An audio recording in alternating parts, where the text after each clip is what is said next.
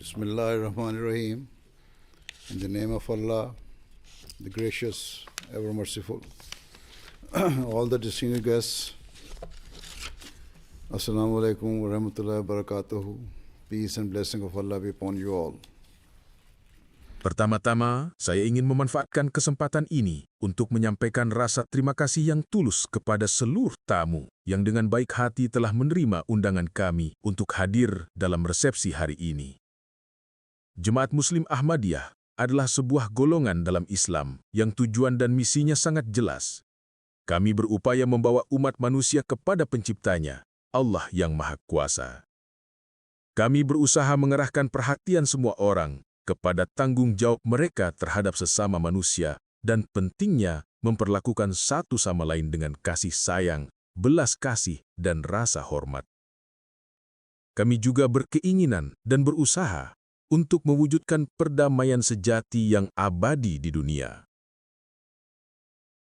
Kami, Muslim Ahmadi, meyakini bahwa pendiri Jemaat Muslim Ahmadiyah adalah Al-Masih yang dijanjikan dan Imam Mahdi, sebagaimana telah diberitakan oleh Al-Quran Suci dan Nabi Islam Sallallahu Alaihi Wasallam. Baik Al-Quran Suci maupun Nabi Muhammad Sallallahu Alaihi Wasallam telah menubuatkan tanda-tanda tertentu yang akan menjadi bukti kebenaran Al-Masih yang dijanjikan alaihi salam. Dan kami meyakini bahwa semua tanda itu telah terpenuhi sebagai dukungan terhadap klaim pendiri jemaat kami. Sebagian tanda tersebut berkaitan dengan perkembangan dunia pada masa kedatangan Al-Masih dan Al-Mahdi. Sebagai contoh, telah dinubuatkan bahwa beliau akan diutus pada masa ketika teknologi modern dan sarana komunikasi telah berkembang sedemikian rupa, sehingga manusia di berbagai belahan dunia dapat saling terhubung, dan pada masa ketika pers dan media telah mapan. Lebih lanjut, Nabi Suci Sallallahu Alaihi Wasallam juga menubuatkan tentang sebuah tanda agung di langit yang akan menyertai kedatangan Al-Masih yang dijanjikan alaihi salam, yaitu gerhana matahari dan bulan pada hari-hari tertentu di bulan Ramadan. Dan setelah klaim yang diajukan oleh pendiri Jemaat Muslim Ahmadiyah, tanda agung ini terpenuhi secara sempurna di belahan bumi timur pada tahun 1894 dan di belahan bumi barat pada tahun 1895. Maka, setelah menyaksikan bagaimana tanda-tanda dan nubuat Al-Quran serta Nabi Suci Shallallahu Alaihi Wasallam terpenuhi dengan jelas untuk mendukung beliau, kami, Muslim Ahmadi, meyakini pendiri kami, Hazrat Mirza Ghulam Ahmad alaihissalam dari Qadian, adalah Al-Masih yang dijanjikan dan Imam Mahdi. Kami percaya beliau datang sebagai mercusuar kebenaran untuk menyampaikan ajaran Islam yang sejati dan gemilang ke seluruh dunia. Beliau mengimbau umat manusia agar hidup bersama dalam kedamaian dan menanamkan dalam diri para pengikutnya rasa simpati dan kasih sayang terhadap sesama manusia. Hazrat Al-Masih yang dijanjikan alaihissalam pernah bersabda, "Mencintai umat manusia dan menunjukkan kasih sayang kepada sesama adalah bentuk ibadah yang agung kepada Allah yang Maha Kuasa dan merupakan sarana yang luar biasa untuk meraih keridhaan serta ganjarannya." Karena itu, menurut keyakinan kami, Islam mengajarkan bahwa selama seorang Muslim belum menunaikan hak-hak sesama manusia, ia tidak dapat menunaikan hak-hak yang wajib ia penuhi kepada Allah yang Maha Kuasa. Bahkan, dalam keadaan tertentu, hak-hak yang harus diberikan kepada sesama manusia dapat mengungguli dan lebih diprioritaskan daripada hak-hak yang diwajibkan kepada Allah yang Maha Kuasa. Singkatnya, Islam menetapkan bahwa hanya ketika seseorang menunaikan hak-hak sesama manusia tanpa memandang siapa mereka atau apa keyakinan mereka, barulah ia dapat dianggap sebagai seorang Muslim sejati. Setelah wafatnya beliau pada tahun 1908, Hazrat Al-Masih yang dijanjikan alaihissalam digantikan oleh lembaga khilafat, yang tujuannya adalah dan hingga kini terus berlanjut untuk melanjutkan misi Al-Masih yang dijanjikan alaihissalam dalam menyebarkan ajaran Islam yang sejati ke seluruh penjuru dunia. Sekarang, saya akan memaparkan beberapa ajaran sejati Islam dan berusaha menjelaskan beberapa kesalahpahaman umum tentang agama ini. Islam menasihati umat manusia untuk meninggalkan segala bentuk kebencian, permusuhan, dan kedengkian, dan sebaliknya bersatu di bawah panji cinta kasih dan saling menghormati. Islam menganjurkan tegaknya perdamaian dan keadilan di semua lapisan masyarakat dan di antara seluruh manusia. Maka dalam surah Al-Ma'idah ayat 9, Allah yang Maha Kuasa berfirman, "Wahai orang-orang yang beriman, jadilah kamu orang yang teguh dalam menegakkan keadilan, dan janganlah kebencian suatu kaum mendorong kamu untuk berlaku tidak adil. Berlaku adillah, karena itu lebih dekat kepada ketakwaan, dan bertakwalah kepada Allah. Sesungguhnya Allah Maha mengetahui apa yang kamu kerjakan." Dalam ayat ini, Allah memerintahkan kaum muslimin untuk memperlakukan semua orang, bahkan musuh dan lawan mereka, dengan adil dan penuh keadilan. Dengan demikian, Islam tidak membenarkan kekejaman atau perbuatan zolim dalam keadaan apapun. Tidak diragukan lagi Nabi Suci SAW telah menegakkan standar kebebasan beragama dan toleransi yang tertinggi di dunia. Contoh nyata dari hal ini adalah bagaimana Nabi Suci SAW memperlakukan dan menghormati komunitas Yahudi dan pemeluk agama lain setelah beliau hijrah ke Madinah, setelah bertahun-tahun mengalami penganiayaan di kampung halamannya Mekah. Sebagian besar penduduk Madinah memeluk Islam dan menyambut kedatangan Nabi Suci SAW bukan hanya sebagai pemimpin agama, tetapi juga memilih beliau sebagai kepala pemerintahan. Meski demikian, masih ada komunitas Yahudi yang cukup besar di Madinah, serta kelompok non-Muslim lainnya. Karena itu, setelah terpilih sebagai pemimpin negara, Nabi Suci SAW membuat suatu perjanjian damai dengan kaum Yahudi dan kelompok-kelompok lainnya, yang didasarkan pada prinsip kebebasan beragama yang universal dan sikap toleransi. Berdasarkan perjanjian tersebut, kebebasan beragama bagi kaum Yahudi dan komunitas non-Muslim lainnya dilindungi dan dijamin oleh Nabi Suci Islam. Sejarah membuktikan bahwa Nabi Suci SAW tidak pernah melanggar ketentuan perjanjian tersebut, dan bahwa di bawah kepemimpinannya, hak serta kebebasan beragama kaum non-Muslim senantiasa dijunjung tinggi. Ini merupakan bantahan yang jelas bagi siapapun yang menuduh bahwa Islam membolehkan antisemitisme atau bentuk diskriminasi agama apapun. Contoh lain akhlak agung Nabi Suci SAW tampak ketika beliau kedatangan delegasi kaum Nasrani dari kota Najran. Setelah mengetahui bahwa mereka ingin melaksanakan ibadah, beliau menawarkan masjid beliau sendiri agar mereka dapat beribadah menurut tata cara dan keyakinan Kristen mereka. Tuduhan lain yang kerap diarahkan kepada Islam adalah bahwa agama ini disebarkan secara kejam dengan pedang. Tuduhan ini sama sekali tidak berdasar dan sungguh bertolak belakang dari kebenaran. Semua peperangan yang terjadi pada masa hidup Nabi Suci SAW dan masa kepemimpinan 4 Khalifah Rasyidin sesudah beliau sepenuhnya bersifat defensif. Perang-perang itu dipaksakan kepada mereka. Bahkan ketika perang telah dipaksakan kepada kaum muslimin, mereka tetap berusaha melindungi serta menghormati tempat-tempat suci agama lain dan tokoh-tokoh yang mereka muliakan. Namun sayangnya, di dunia masa kini, kepribadian penuh berkah Nabi Suci SAW kerap difitnah secara keji. Bahkan di sini, di Denmark, beberapa tahun yang lalu pernah diterbitkan kartun-kartun yang berusaha mengejek Nabi Muhammad SAW, pendiri agama Islam, dan naudzubillah, menggambarkan beliau sebagai pemimpin imperialistik dan pengobor perang yang agresif. Penggambaran yang tidak adil terhadap Nabi Suci SAW ini bertentangan dengan sejarah dan bertentangan dengan kebenaran. Sesungguhnya, kenyataannya adalah bahwa Nabi Suci SAW sepenuhnya mengabdikan dirinya demi menegakkan perdamaian dan hak-hak kemanusiaan. Bahkan, ketika Allah yang Maha Kuasa pertama kali memberikan izin kepada Nabi Suci SAW untuk berperang secara defensif melawan kaum Mekah, izin itu diberikan bukan semata-mata untuk membela Islam, melainkan untuk mempertahankan keberlangsungan agama secara keseluruhan. Itulah sebabnya, dalam surah Al-Hajj ayat 40-41, Allah menyatakan bahwa jika para agresor tidak dihentikan, mereka tidak hanya akan menyerang kaum muslimin yang tak bersalah, tetapi tujuan akhir mereka adalah memusnahkan semua bentuk agama.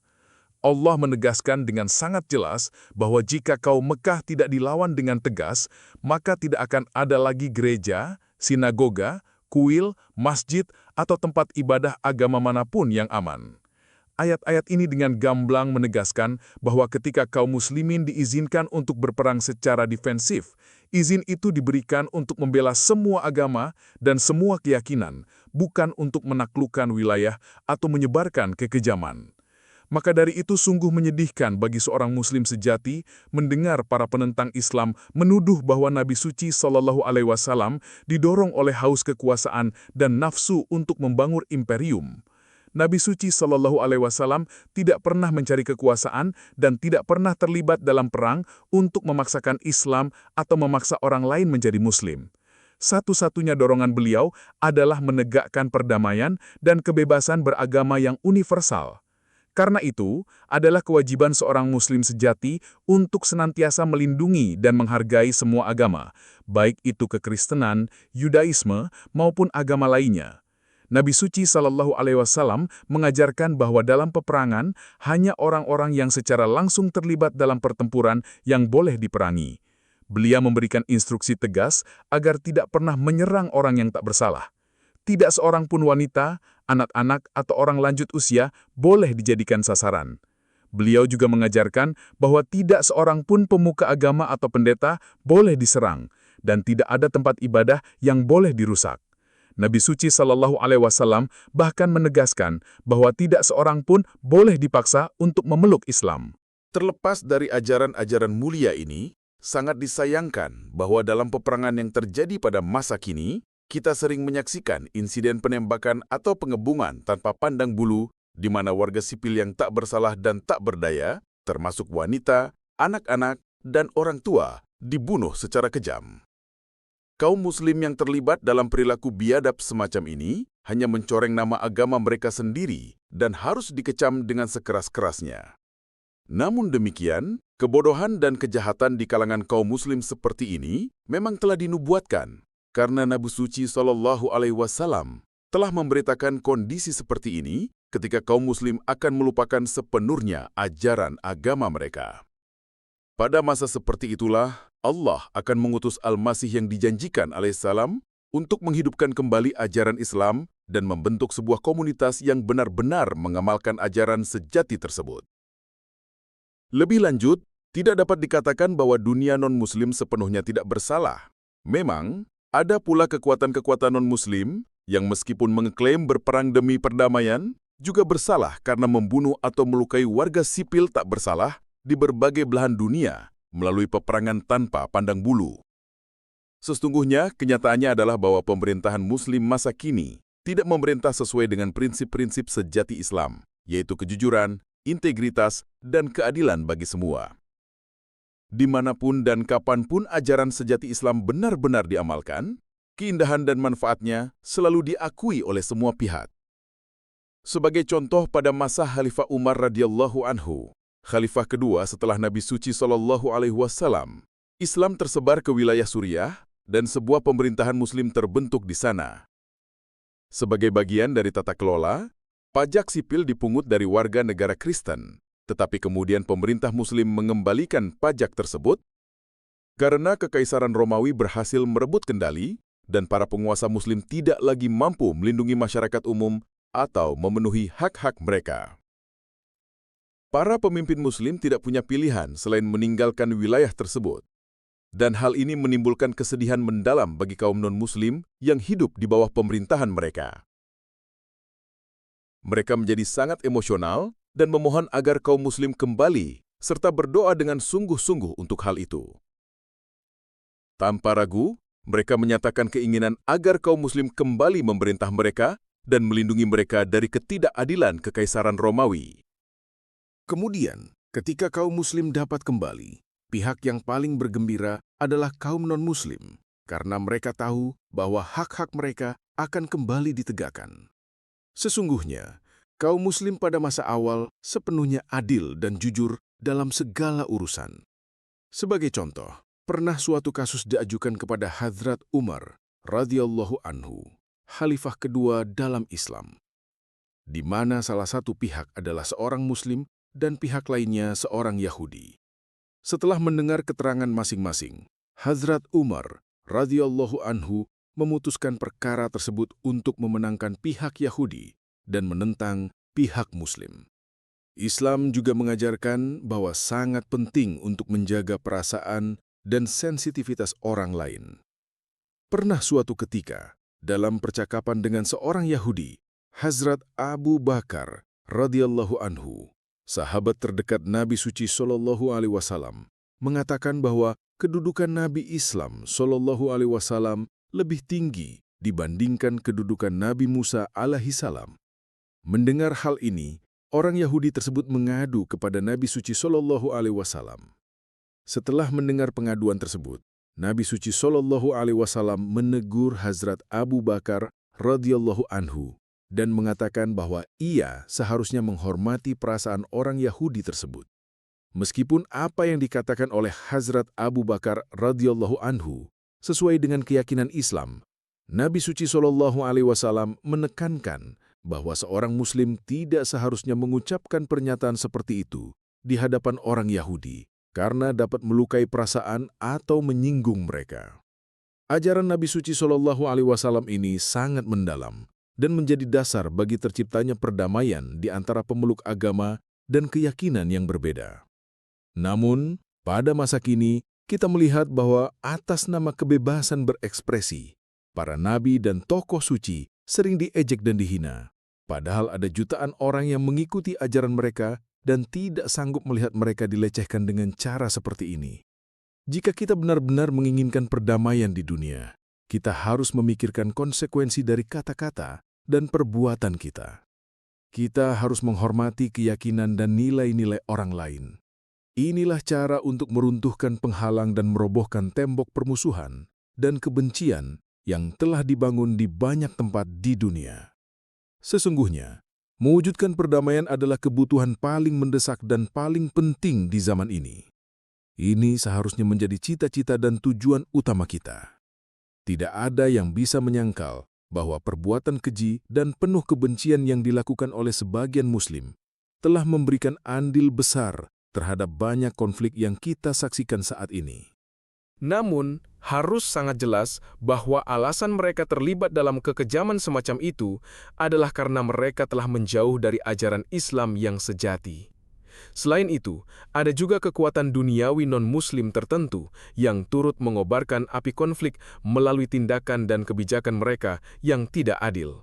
Bagaimanapun, jika seseorang membaca Al-Quran dan menilai kehidupan Nabi Suci Shallallahu Alaihi Wasallam dengan kacamata keadilan, bukan dengan kacamata prasangka, maka ia akan segera menyadari bahwa Islam adalah agama perdamaian.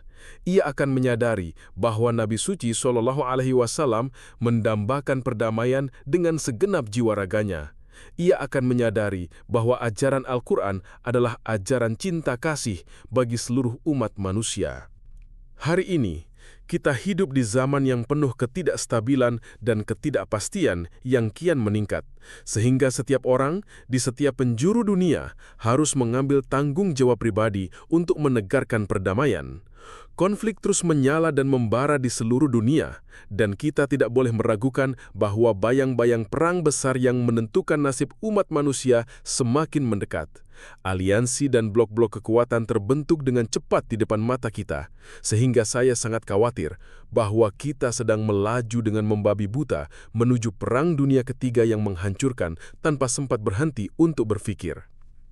Sebenarnya, tidak berlebihan untuk mengatakan bahwa akar-akar perang semacam itu sudah mulai tertanam. Jika kita ingin menyelamatkan diri kita sendiri, dan yang lebih penting, jika kita ingin melindungi anak-anak kita serta generasi mendatang dari siksaan perang dan akibat kehancurannya, maka kita harus menunaikan hak-hak pencipta kita dan hak-hak sesama manusia. Kita harus saling peduli dan menghormati satu sama lain tanpa memandang perbedaan kasta, keyakinan, atau warna kulit. Kita juga harus menghargai dan menghormati perasaan keagamaan dan kebangsaan satu sama lain. Tidak diragukan lagi bahwa pemerintahan-pemerintahan Muslim masa kini telah gagal memenuhi kewajiban terhadap rakyatnya dan secara zalim merampas hak-hak mereka, sehingga kelompok-kelompok ekstremis dan teroris memanfaatkan keadaan ini untuk menguatkan diri. Kelompok-kelompok tersebut kini menebar kehancuran dan malapetaka bukan hanya di dunia Muslim, tetapi juga telah menyebarkan jaringan terornya ke barat. Akibatnya, ketakutan terhadap Islam dan kaum muslimin telah mengakar dan terus meningkat. Sekali lagi saya ingin menegaskan bahwa tindakan mengerikan dari orang-orang yang disebut Muslim ini tidak mewakili ajaran agama Islam itu sendiri, melainkan didorong oleh kepentingan mereka sendiri. Sehubungan dengan hal ini, saya juga mengimbau dan memohon kepada para pemimpin serta politisi Barat agar memahami tanggung jawab mereka. Alih-alih menjalin hubungan baik dengan para pemimpin Muslim hanya demi keuntungan politik atau finansial mereka sendiri, mereka harus menggunakan pengaruh yang mereka miliki untuk membimbing dan membantu pemerintah-pemerintah Muslim secara adil menuju terciptanya perdamaian. Jika tidak, mereka juga akan turut bertanggung jawab atas hancurnya perdamaian dunia. Saat ini rasa takut dan kekhawatiran di kalangan masyarakat Eropa semakin meningkat karena begitu banyak pengungsi yang memasuki benua ini dalam setahun terakhir. Perlu diingat bahwa sebagian besar pengungsi mencari perlindungan di Barat karena kekejaman dan kehancuran yang mereka alami di negara mereka sendiri. Namun kenyataannya, tidak ada satu negara pun, bahkan tidak ada satu benua pun yang mampu menampung jutaan orang yang melarikan diri dari negara-negara mereka yang dilanda perang. Karena itu, satu-satunya solusi adalah menyusun kerangka nyata untuk mewujudkan perdamaian di negara asal mereka dan berupaya mengakhiri kekejaman di tanah air mereka. Oleh karena itu, sekali lagi saya memohon kepada semua tamu, khususnya para politisi dan tokoh berpengaruh yang hadir, agar jangan menyia-nyiakan kesempatan untuk bekerja demi perdamaian dunia, karena alternatifnya sama sekali tidak terbayangkan. Seperti yang telah saya sampaikan, Perang Dunia Ketiga semakin mendekat dengan cepat, dan jika tidak dihentikan sejak dini, dampak bencananya pasti akan berlangsung selama beberapa generasi. Karena Perang Dunia di era sekarang sangat mungkin melibatkan penggunaan senjata nuklir. Dampak dari perang semacam itu benar-benar tak terbayangkan dan mustahil untuk dipahami sepenuhnya. Semoga Allah menganugerahkan akal sehat dan kebijaksanaan kepada umat manusia. Semoga Dia, melalui karunia dan rahmat-Nya yang tak terbatas, melindungi kita semua dan memampukan umat manusia untuk hidup bersama dalam kedamaian dan keharmonisan, serta menunaikan hak-hak satu sama lain setiap saat. Semoga kita segera keluar dari konflik pahit masa kini menuju masa depan yang lebih baik dan lebih cerah, di mana semua bangsa dan semua golongan dapat hidup berdampingan dan di mana semangat cinta, kasih sayang, dan kemanusiaan yang luhur dapat berkuasa. Melalui kata-kata ini, sekali lagi saya ingin mengucapkan terima kasih kepada Anda semua yang telah hadir bersama kami hari ini. Terima kasih banyak.